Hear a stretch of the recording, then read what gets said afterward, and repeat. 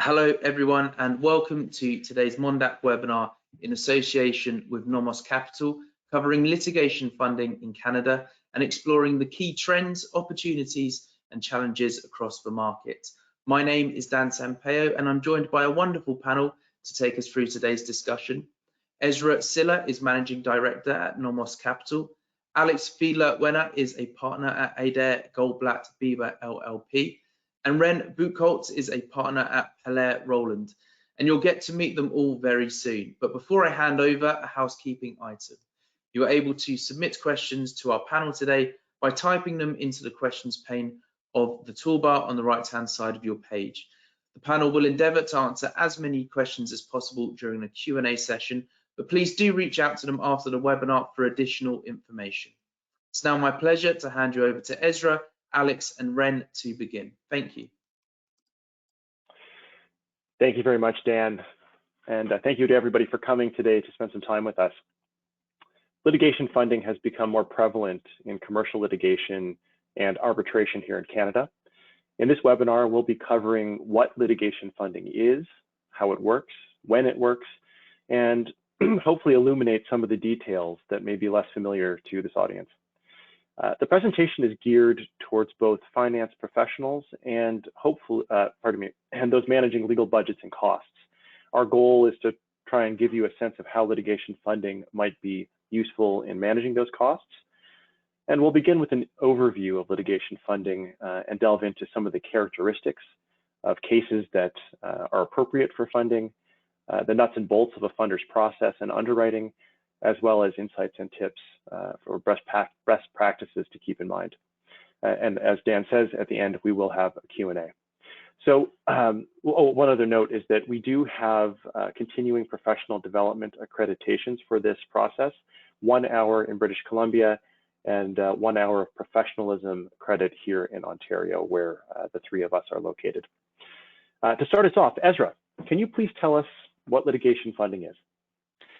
Yes, so the most basic version is when a third party provides capital for the costs and expenses of a legal dispute.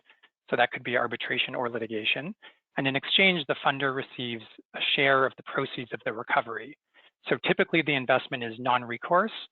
And again, that's sort of the most plain vanilla version. One case, one funding. There are a number of other arrangements, but the key feature is that it's non-recourse nature. Ezra, when you say non-recourse, what does that mean? It means that if there is no recovery, the funder doesn't get paid anything. So the funder has no recourse to our counterparty, the funded party, or any of their assets. So it's not a loan, which distinguishes commercial litigation funding from legal lending, which is more prevalent in the personal injury space. Mm-hmm. And what happens when, at the end of a case, or even at the beginning of a case, the prospective recovery isn't an obligation to pay a certain amount of money, if it's something more complicated than that?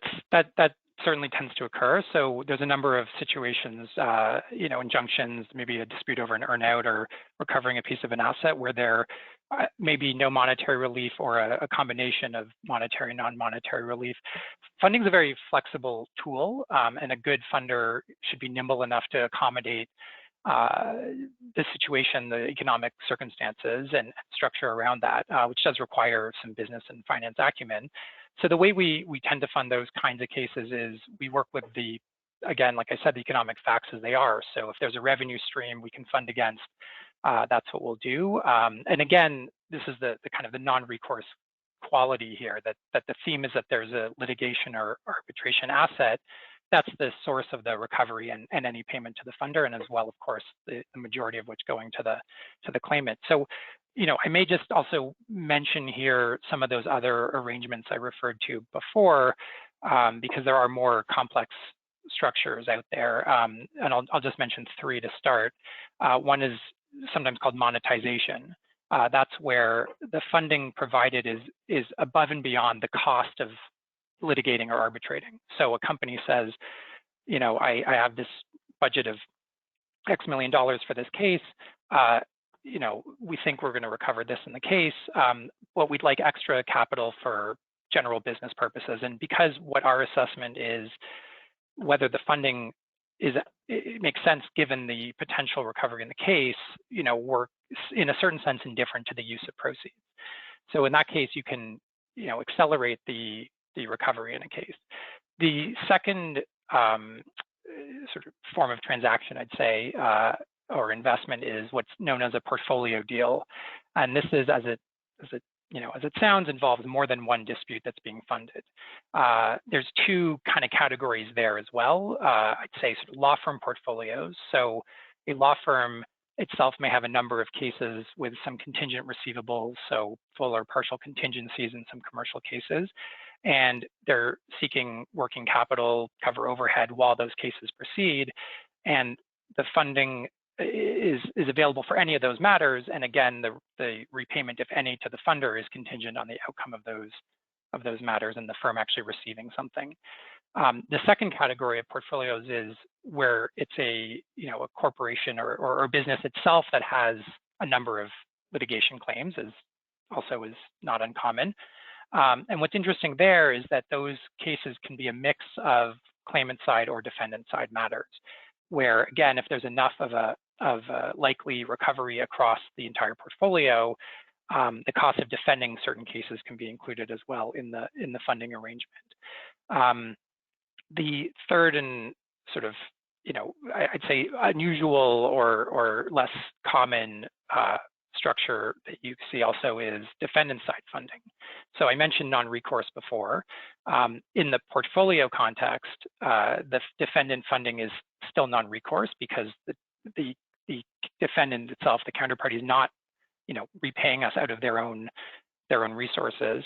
So that's one way you can do defendant funding. The other way is not in the non-recourse structure, but involves defining success as a particular outcome, and any resolution that is better for the client, then there's a portion of that delta that would be paid to the funder. So again, that's a little bit rare, certainly in Canada, but is something that's definitely out there.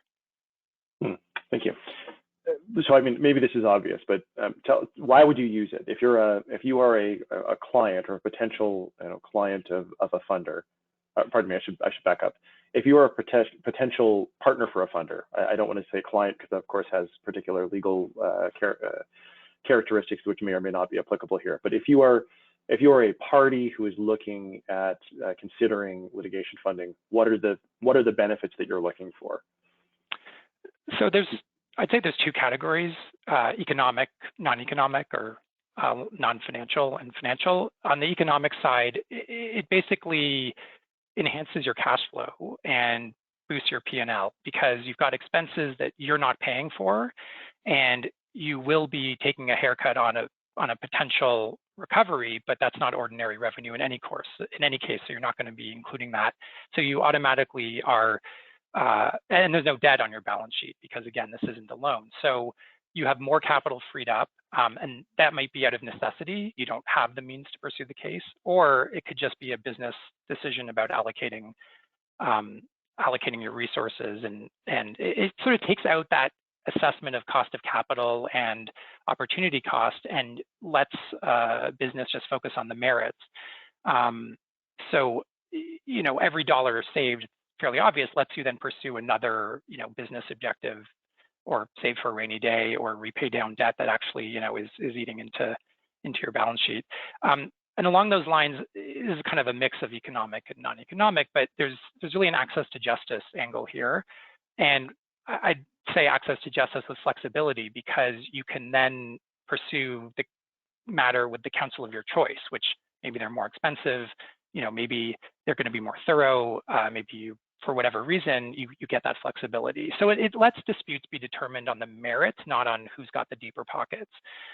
So it's a cliche maybe, but it really does sort of level the playing field, as people say often. On the non-economic side of things, I'd say the primary benefit is having an experienced commercial litigation funder, vet your case and give you their assessment of, is this worth putting money behind? Which is a different analysis than the legal, the analysis of legal merits, which is a component of that. And so you get this kind of some people call it a reality check. I think of it as like a sober second reading. Is this a good idea as a business problem, as opposed to, am I going to win on the law? And along those lines, if you, continue on with funding during the course of the case, it can sort of expand the brain trust. So, funders tend to have, again, a complementary skill set to the lawyers. I mean, there's different models out there. And, I'll just say briefly, like you may be getting, another set of lawyers. You may be getting people who are thinking more strategically and as a bridge between the kind of business considerations and the tactical or legal litigation considerations. So getting that, viewpoint, opinion, advice, again, not, as we'll I think cover later, none of this is remotely binding. The lawyer's still the lawyer, the client's still the client of the lawyers, but it just sort of adds that additional value. So those are, I'd say, sort of some of the benefits on those two categories, economic and more kind of maybe intangible. Right. I mean, in a way, you're taking an inherently risky proposition, being the adjudicated outcome in litigation, and you're essentially vetting it with other folks who have the opportunity to then say, I endorse this path to the extent that I'm willing to put some capital behind it, and it helps de-risk or potential anyway to de-risk some of the outcomes, the negative outcomes of litigation. Exactly, it's fundamentally a risk hedging tool, and businesses are of course used to financing all kinds of projects and undertakings, and it's just relatively recently in the last few decades that you could fund your litigation expenses. Got it. Now, Alex, I've been talking with Ezra about what the funder would do and what the client might be interested in. Can you tell us a little bit about how third-party funding might fit into the business of the lawyers? So if you're a lawyer working in a law firm, taking on cases for clients, how does this fit into your practice, or how could it fit into your practice? Absolutely. Well, what the litigation funding ultimately does is it permits you and your firm to take on an exciting litigation or arbitration opportunity, regardless of your client's appetite to pay you to do it. So it really ultimately makes your firm more competitive. And I like to think about it in two main ways. The first is that as a lawyer, you're in a service industry and you're keeping your client relatively happy, at least on the fees front. In my experience, clients who aren't paying upfront and out of pocket for their legal fees tend to be happier clients and a lot more satisfied overall with the litigation process. And second, it really allows the lawyers in your firm to grow their practices. They can take on clients that wouldn't have otherwise retained them. They may have gone elsewhere without funding to someone who was offering lower fees, as we're touched on this, or someone who was willing to coordinate the funding. Or they may just have never pursued the claim to begin with, because they said, listen, I have a claim, but I can't pay for it, and so this is the end of my road. Another way to conceive of third-party funding is, and this is in the vein of how Ezra was speaking about it, as corporate finance for a law firm, which law firms tend to have limited other ways to bring in capital. So we've discussed that it's non-recourse, meaning there's no debt, but your revenue line increases without the liability to repay anything. And what that means is you have growth capital. You can cover more overhead, expand, cover your rent, retain a new associate, do things like that. But in my experience, the greatest value from working with litigation funders does come down to that client relations perspective that I touched on at the outset. It takes the financial pain out of that relationship. You still, of course, have a budget to work within, but the emphasis becomes much more on doing the work in the best way. And in my experience has been there really is less regard to cost on the day-to-day minutia of what you're doing, because your client's not getting a bill with a 0.6 on it and really concerned about what you were doing on that 0.6 or 0.1 or whatever.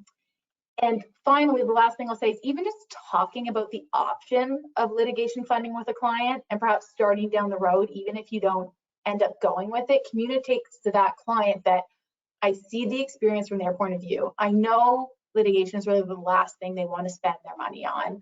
I understand their budgetary constraints, and And this builds trust with them, and that trust is crucial for me to do my job in the other non-financial respects. So yeah, that's it. Interesting. Ezra, anything to add? Just that it does also occasionally happen that parties come to a funder before they've gone to counsel. So they, like I said before, they want to get an assessment of, should I even bother pursuing it on a preliminary basis.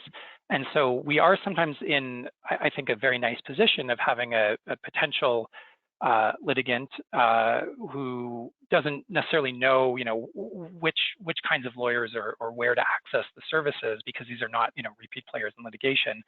And so, it's possible that, we ourselves are sort of a source of business for law firms, independent of an existing client relationship that they have. Mm-hmm. Alex, you mentioned a moment ago that that building trust with the client is important, and that having this discussion early on in your retainer, can have a salutary effect on that relationship.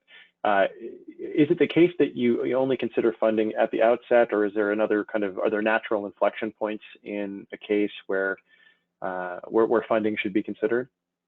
That's a good question. Really, litigation funding, in my experience, can come in any time in the life cycle of the dispute. So you can do it from the very outset. You can consider it at sort of the very end. You're about to go to trial, and the client's like, I'm not going to be able to pay for this trial. We need to get someone in here, or something more in the middle. It really doesn't. I don't want to say it doesn't matter. It affects things, but it's an option no matter where you are in the life cycle. One thing to think about is, depending on how developed your case is, there will be more or less information to share with the funder for them to review and for them to make their decision about whether they're going to fund and how they're going to price the risk. And what I was touching on before is that, all things being equal, timing can affect how much the funding will ultimately cost. Because if you're on the doorsteps of trial and recovery is, if it's coming relatively soon, you may get a better deal, so to speak, than if you're bringing in a funder way at the outset and there's years and years before anyone's going to see a penny. Right. Yeah. So there's so many ways for a case to either fall off the rails or be resolved in some unexpected way. So basically, the closer you are to certainty of recovery, whatever that looks like, then basically the cheaper the money can be. Yeah, what I'll say is that that's sort of like an all things being equal in a controlled environment, which is sort of a bit academic. It's a very case by case basis, and things come up, and so like I don't want to sort of say I'm giving a black letter law rule on that one, but that's a factor that certainly could affect the pricing. Got it. Okay, well, we'll ask you a very specific question then. What kinds of clients are good for funding? And I'll give you another super broad answer. It's a wide range. It could be an individual, could be a small or medium-sized business, a large institution, it could even be a nonprofit. Really, it's anyone who's uncomfortable, unwilling, or simply unable to spend money on their litigation. It may be that there's cash flow issues, like we sort of touched on. The client doesn't have the funding right now to pay legal fees, and the funding allows them to defer payment to recovery if and when that happens. And then in other cases, like as we're touched on, there's an opportunity cost. We all have them, but generally that type of thinking comes more into play when you're dealing with businesses. Businesses have other things they want to do with their money. And without funding, they may have to choose between an investment in their business and pursuing litigation. And accessing litigation financing means they don't have to make that choice anymore. So it can be very attractive in that sense to an institutional or business client. Ezra, is there anything that you've noticed in terms of, you mentioned before that sometimes clients will come to the funder first. They'll come to a shop like Nomos before they've even retained counsel. Do you notice any sort of through line in the kinds of clients who take that step to seek you out? So I mean, I can give you the perspective. Nomos launched in 2016, so it's been about 7 years almost. Early on, there were a lot more sort of impecunious, as Alex described, sort of cash flow sensitive clients it was really a matter of necessity. There's still a number of those potential funded parties, but we're also seeing a lot more groups that are making a decision to manage the cash flow, manage their legal budgets. So in terms of the kinds of clients, it's sort of as Alex described. I mean, more and more larger companies, or well-resourced companies, small, medium, all sizes, who are interested in the flexibility, really, because again, we at least don't have there's no cookie cutter approach. It's very it's highly bespoke and tailored. I'm sort of grinning because it means there's a lot of work that goes involved into designing both terms and documentation. But the more and more I see clients that want to either share the risk, so they're interested in funding alongside. Some law firms are interested in having a bit of risk. Get more than half their fees paid, let's say, but get a potential slight success fee. And then as far as the industry sector, it's sort of agnostic, like all kinds of clients in terms of what they actually, the business they're in, everything from manufacturing to energy to healthcare, real estate. It doesn't really kind of matter. The key thing again is there's a meritorious commercial case at the heart of what they need funded. Yeah, I mean, it's interesting that you say that, because I would guess that for lots of folks who maybe don't have a ton of experience with litigation funding, the classic examples would be class actions, right? I mean, we think about class actions and class action funding, but you just named a number of areas in which that they don't seem to require that kind of outcome. So, am I right that you're seeing, and not only seeing, but seeing and then funding cases that are just straight commercial litigation without the overlay of the Class Proceedings Act or the equivalent across the provinces? Yeah, absolutely. I mean, there's, again, different funders with different appetites. We have seen a number of class actions, but there's a, robust market for, commercial matters.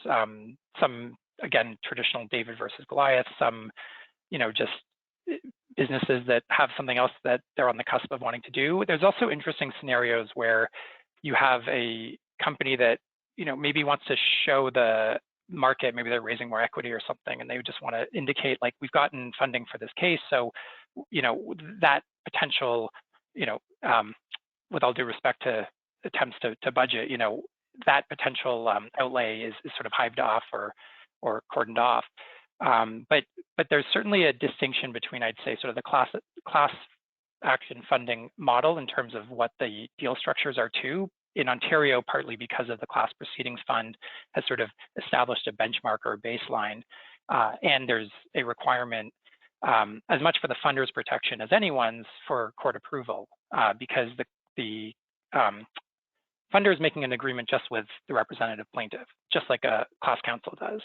If only the representative plaintiff were paying, that those economics aren't attractive to class counsel nor to a funder. So both are trying to get access to a recovery that actually belongs to a third party to the contract, to a stranger. So there's now it's, I believe, codified in the Ontario Class Proceedings Act, but there's a requirement for pre-approval of funding agreements.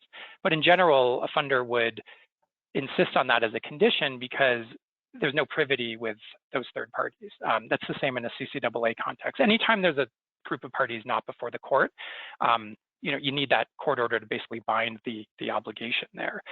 So that dynamic also changes the kinds of investments that are possible in commercial cases.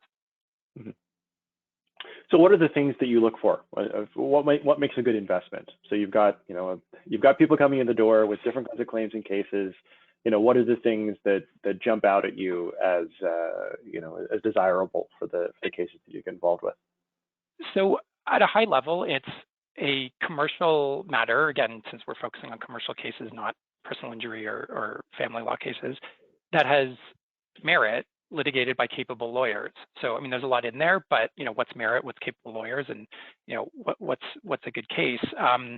So there are a number of criteria that I can sort of elucidate later on, but I think fundamentally disputes about about business are always more appealing than I would say what doesn't work, which maybe is a roundabout way of describing what does. So what tends not to work are cases that involve sort of a vendetta, unrealistic expectations, some kind of speculative case either on liability or on damages, or things that are a black box that isn't a question of risk, but is a question of complete uncertainty. So if it's impossible to underwrite, it's going to be very difficult to make that work. But fundamentally, a case where there's a good likelihood of an actual collection, on a positive resolution, that's what works.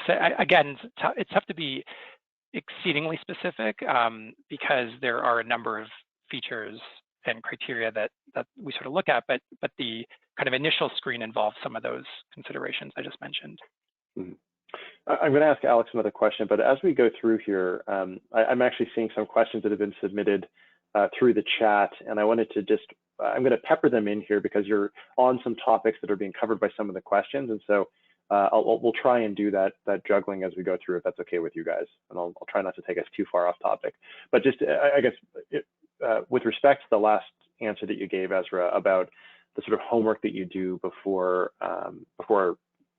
committing to funding something. One of our guests has asked if you would seek opinions, quote unquote opinions, from experienced litigators regarding the merit of the case prior to lending. And I guess I would add to that, do you have folks in house who do that? Do you go out of your shop for that kind of expertise, if you do it? So predominantly we do that kind of review in-house. We do go to outside counsel for either areas that are maybe technical, where we know we don't have those expertise. Construction's one that comes to mind, or certain other particularly regulated areas potentially.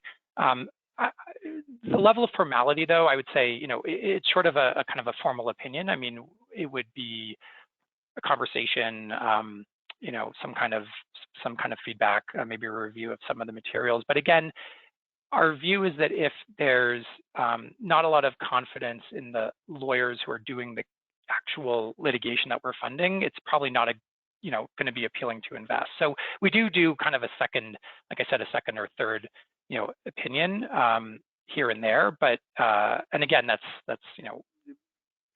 fairly valuable to the client ultimately because they get another set of eyes. But it's more to assuage our own concerns about our expertise. So it really does vary. Mm-hmm. Got it. All right, so Alex, we've just been talking about the kinds of cases that might get funded in terms of subject matter or area of law. Is there a size of case that makes sense for funding, or rather, I should say, a minimum size of case? Oh, Alex, I can't hear you. Oh, there you go. Got it. I don't know if I wouldn't say that there's a minimum, but I would say that in my experience, different funders have different criteria in terms of their minimum investment. And so for some, it's in the hundreds of thousands of dollars, and for some, it's in the millions. Hundreds of thousands of dollars sounds like a high number to start at, but we're litigating, my experience is in Ontario, and it's hard to litigate for less than that, unfortunately. So really, they can cover the realistic practical range of what it costs to litigate. You're just going to need to find the right fit.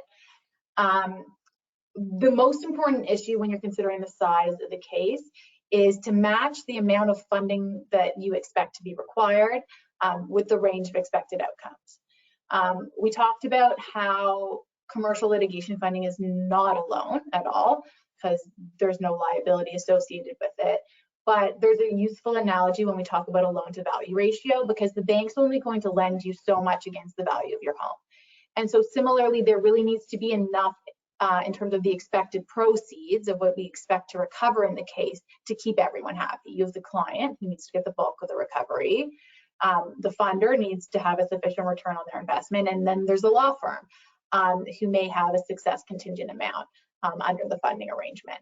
So you just need to think about all that from the outset and make sure that the size or it's more expected recovery than size is what I would say is the guiding principle. It's less about what the legal fees are necessarily going to be and more about you need to fix your head around what are we expecting to get out of this, and then you can see if it's a good match for your case. Got it. And Ezra, and this may be different from funder to funder, and so you maybe have a Nomos specific view on this, but is there a minimum size, of deal that you would be looking for, or case recovery that you'd be looking for? So yeah, we tend to think in terms of what our funding commitment is. Sort of like, as Alex said, you need to go to the bank, you say you need a mortgage, they want to know how much you want from them. So we have done investments in the hundreds of thousands up well into the millions. Different funders have different capacities. I mean, for some, it's not going to move their needle to invest even $5 million. But this ratio concept is significant because, again, we need alignment between all the parties. And so what matters is that a range of good outcomes will be a good outcome for everybody. So if you need $1 million to litigate a case where you might get $1.5 million, it's pretty tight. So as far as you asked about a rule of thumb, I'd say for us, we're looking for kind of a 1 to 6, 1 to 8 ratio between the full funding commitment, which is, assuming you go through a trial, and the kind of consensus view on a likely recovery. It's sensitive to duration, obviously. I mean, if it's going to be longer, Alex alluded to this before, we'd want to maybe see more like 1 to 10 or more. But that hopefully kind of gives you a sense, because we want the party to the litigation to be getting the lion's share of the recovery for a number of reasons. Not just that I think that's the right way to do it, but also there are sort of behavioral dynamics. So it does vary funder to funder. Some may say, they need a much higher minimum spend on their part, or they may have, a much higher minimum amount of damages that are projected. So we've been talking a little bit about the kinds of cases that a funder might be interested in. Alex, from your perspective, what should a user of the funding be looking for in the funder? Because, and I think it's also worth just pausing here for a moment, because this is a slightly more complicated arrangement than the traditional client, lawyer, and then the court and the other parties relationship, right? You've got other interests that are hopefully aligned, but you're really partnering on a longer term journey with these folks. What are the things that you would encourage your clients to look for if they're considering this kind of arrangement? Absolutely. So the economics of the arrangement are what we've been talking a lot about here, and they're often very front of mind, of course, for clients, and that's really important, of course. But it's not the only thing to consider. So one funder is going to price the risk more favorably to your client. That's great, and you don't want to ignore that, but it's not the only consideration.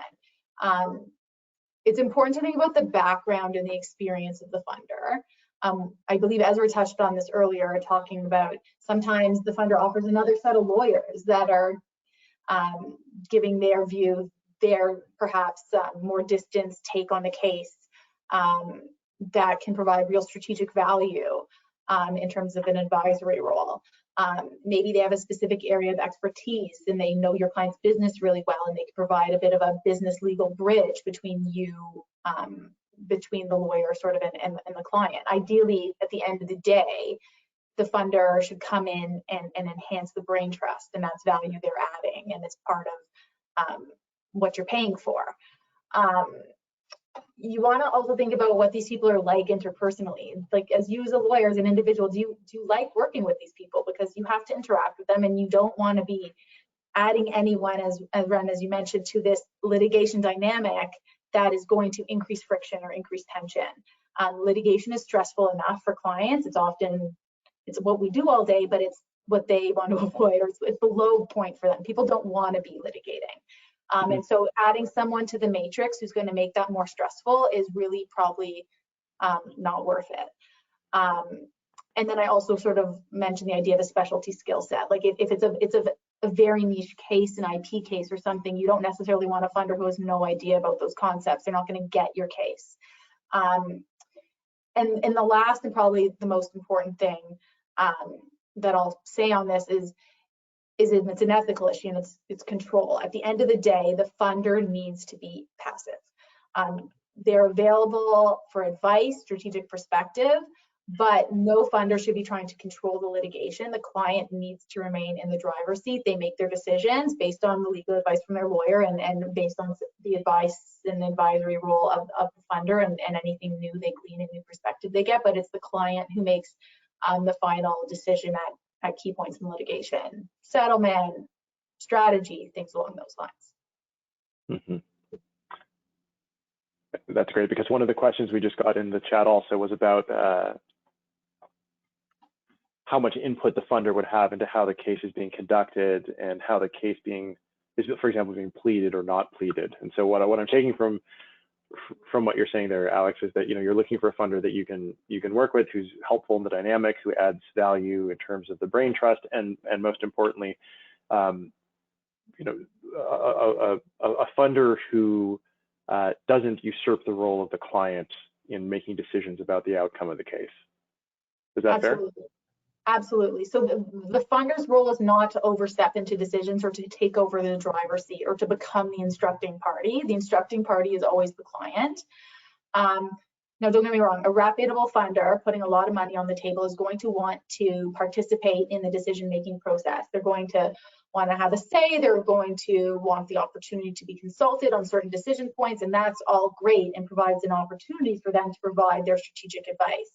But they're not the ones entitled to make those decisions. And I feel like I sound a bit like a broken record, but it is an advisory role in that respect. And at the end of the day, the funder has a financial interest, and so does the client. And so everyone's alignment of interest, as you mentioned, is going to be very important. But, and I sound like a broken record because this is where you can get into some gray territory, the client is in the driver's seat and your lawyer's duties are to your client first and foremost.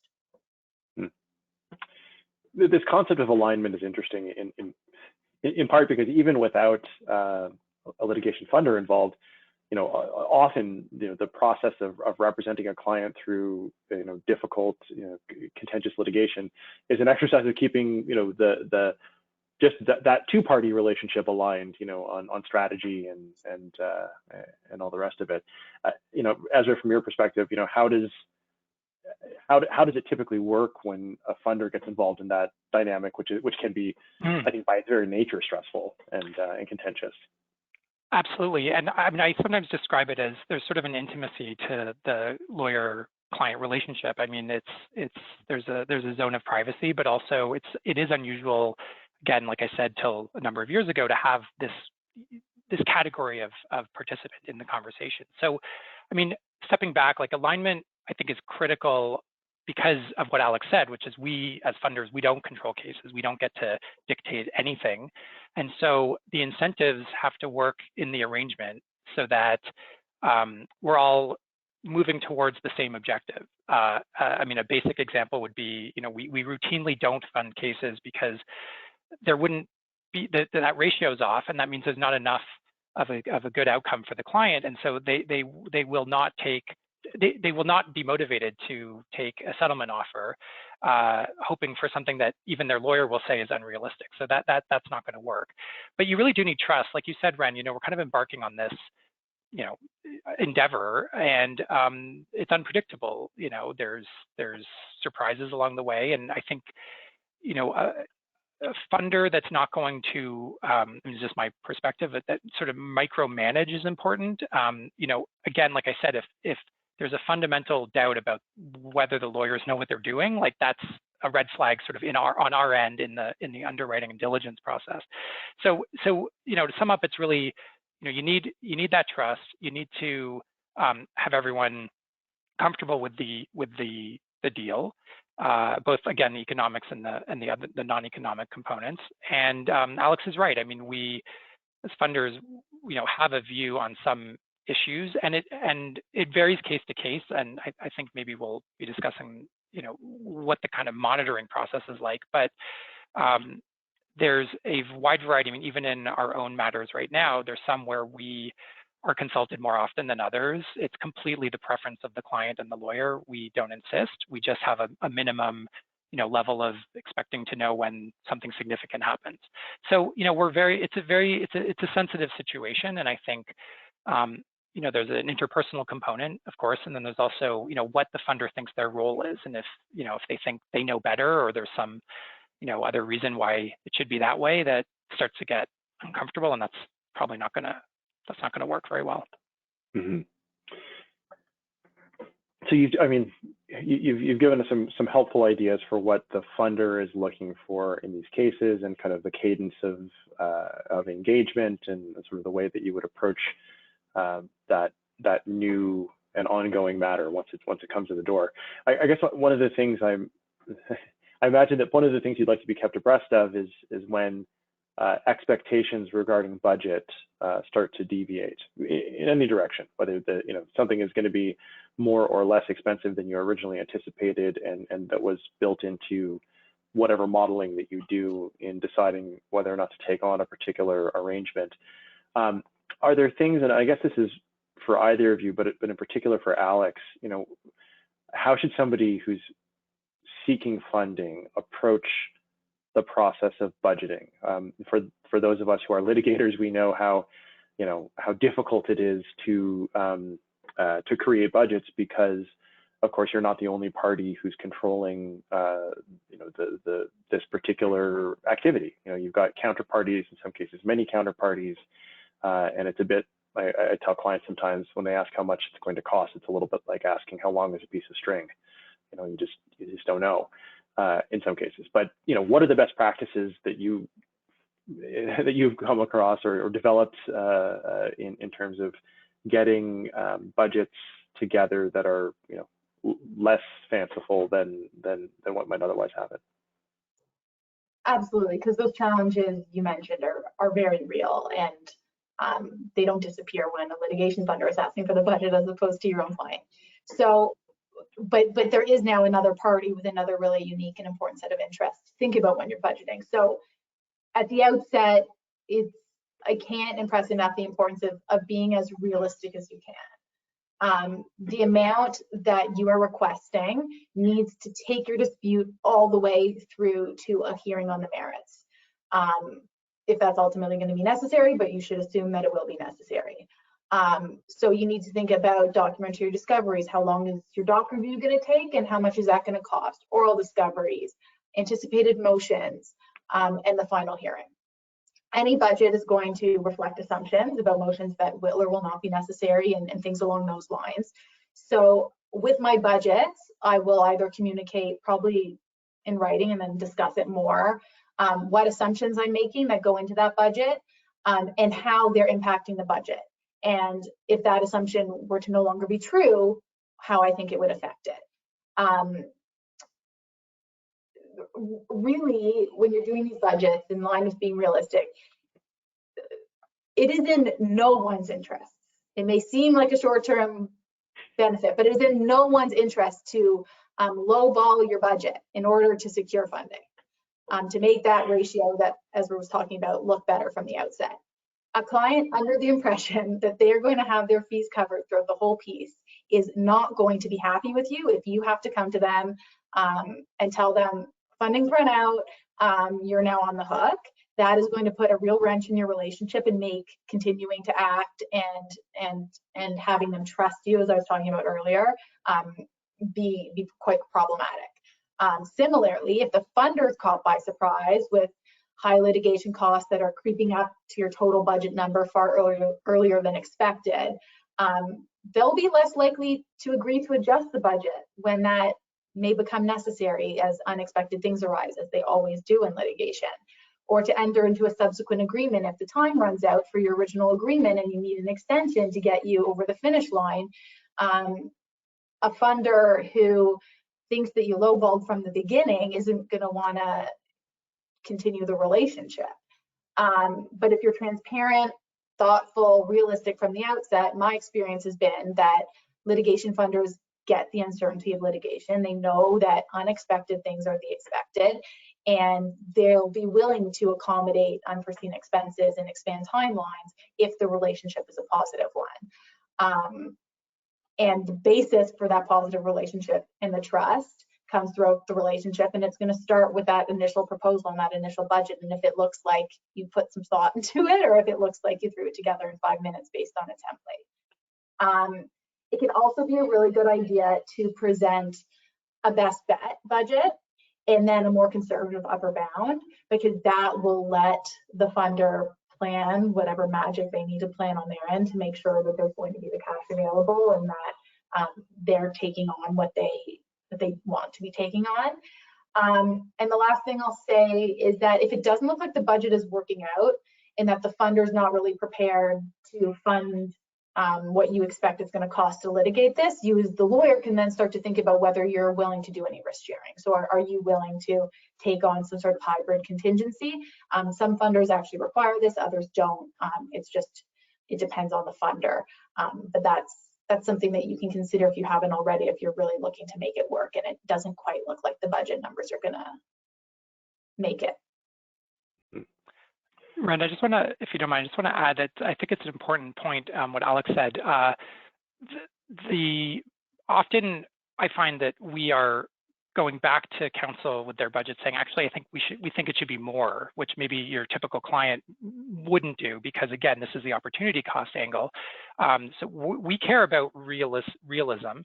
And again, the different legal markets in Canada obviously vary quite wildly in terms of what you get for a certain amount. And so, as Alex said, having the kind of bookends of best bet and sort of worst case scenario is very helpful to understand what that range might be. But the question is, can this get you to do the case the way you want to do it? Not like, how can I as a funder save money? Mm-hmm. Got it.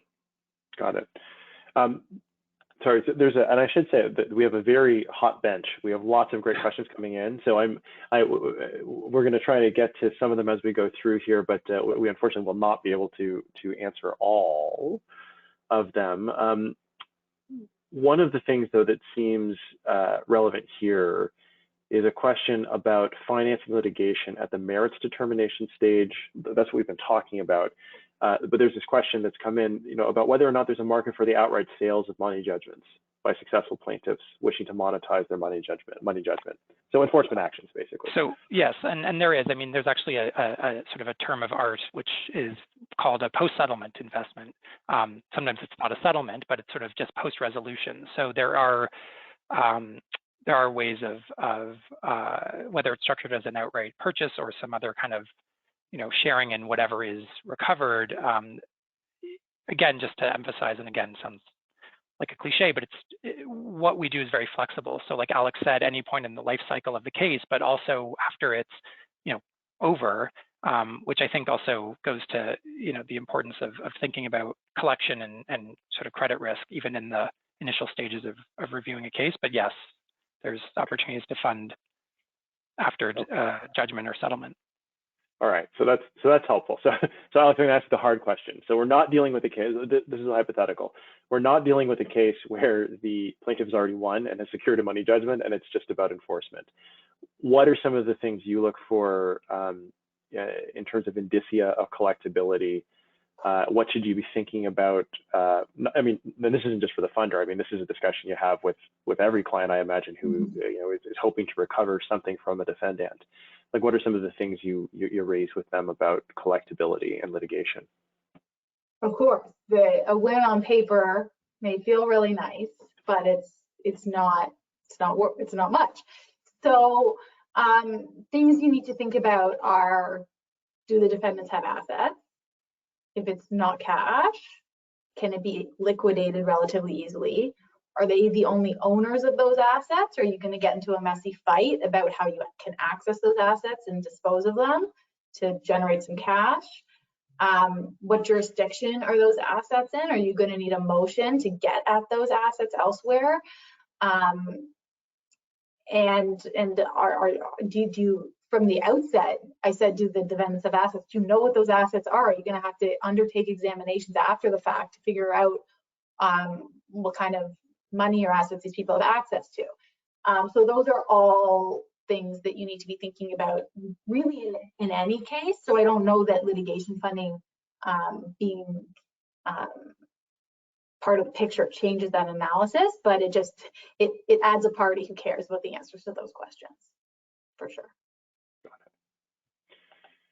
When it comes to timing, I know we talked earlier about sort of the time at which a funder might get involved in a piece of litigation, and I think the answer was essentially that it can happen at any time. It can happen pre-pleadings, it can happen post-settlement, I think was the term you used, Ezra, as the term of art. Let me ask you about this.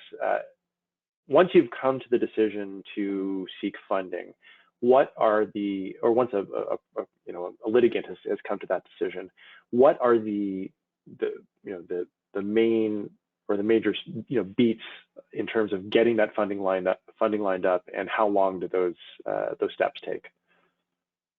So I'd say there's, to generalize again, every case is idiosyncratic, every client and lawyer, but with those caveats, I think it's helpful to understand the kind of initial screen, which is the first step, or intake. So we look at 6. You can categorize it different ways. Eventually, it's dozens of criteria, but I just want to focus on 6, which includes this collection question that Alex mentioned. So the initial screen tends to be, viability. So, are there assets at all in this case, and is it economically viable? So that's where this budgeting exercise, this ratio question comes up. And then we look at the legal merits, got to pass sort of a smell test. We're not getting into the weeds just yet, because like I said, there's other kind of, red flags or non-red flags that may come up. And then the 3 other areas are basically analyzing the plaintiff and their attitude and objective, the dynamics between the business parties, if that's the kind of case it is, and counsel, on all sides. And then also, to some extent, the forum or venue or jurisdiction, partly due to duration, but also in terms of what kind of decision makers are there. So I want to enumerate those just to give you a sense of, it's fairly high level, but that's sort of the first step. I didn't mention subject matter, which again, funder to funder, some funders, like Alex mentioned, do a lot of IP cases, some don't. Some, are willing to take cases with a privacy or employment angle, some aren't.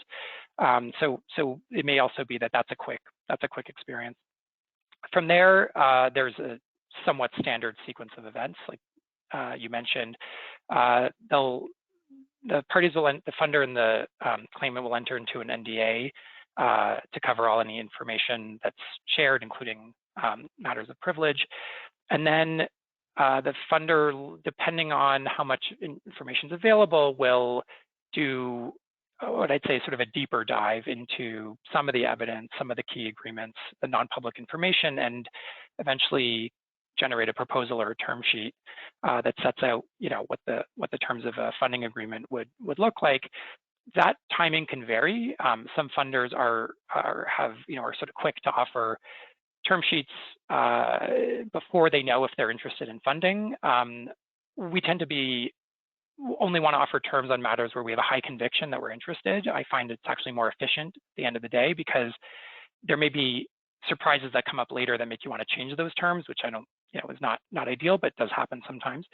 And then from then on, it's I'd say, the deepest dive. So we get into the merits of the case, the factual circumstances. We'd want to spend some time with the lawyers, getting their take on what they see as the pros and cons of the case.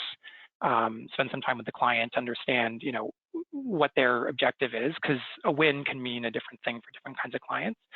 And again, this to sort of reinforce that the lawyers are doing the litigating. So, it's not to second guess, but it's to kind of stress test a bit. And the clients are in charge of the decisions that they're in charge of. So, we need to understand, what's a good outcome for them. From then, it would be a question of documenting the funding agreement, and typically, any ancillary agreements, or maybe other creditors that have to be accommodated, existing secured creditors who may have a claim to litigation proceeds.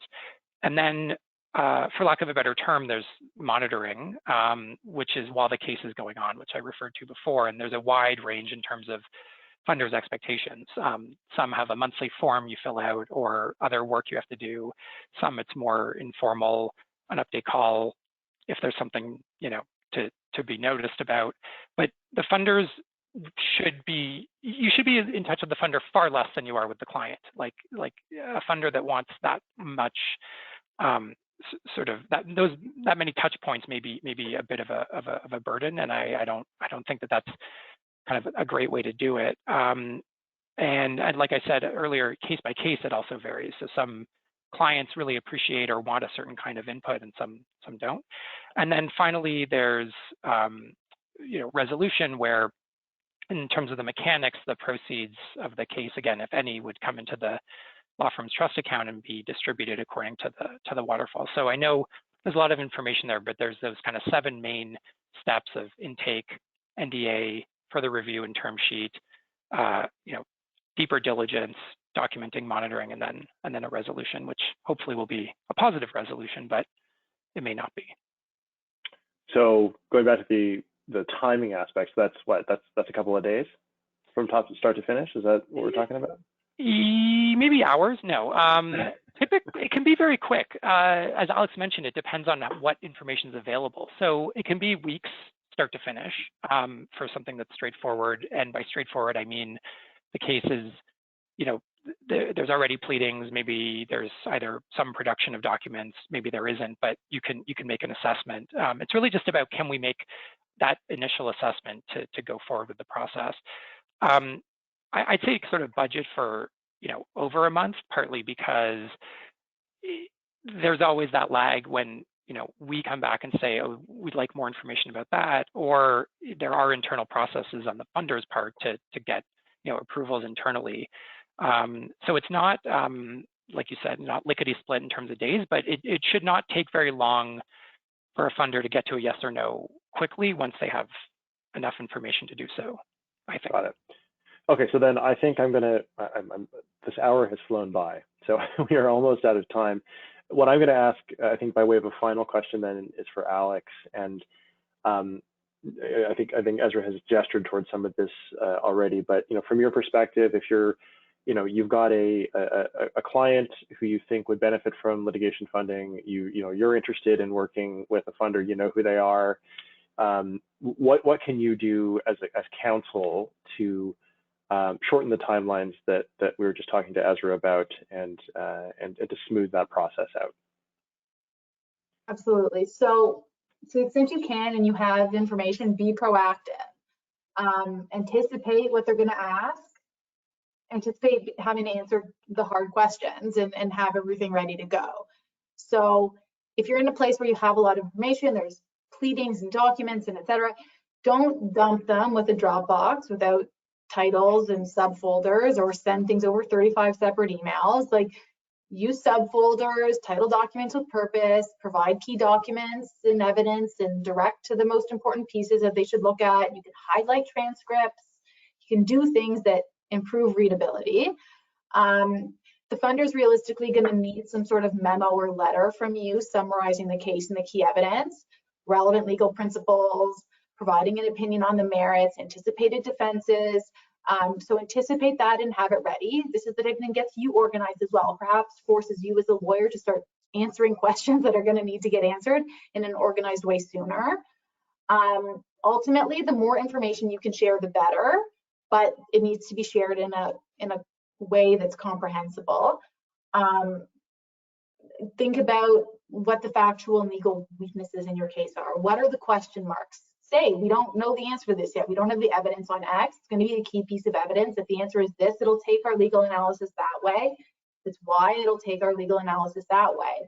And the process is going to go faster if you think about all that stuff critically from the outset. And again, foster the trust with the funder that you know what you're doing.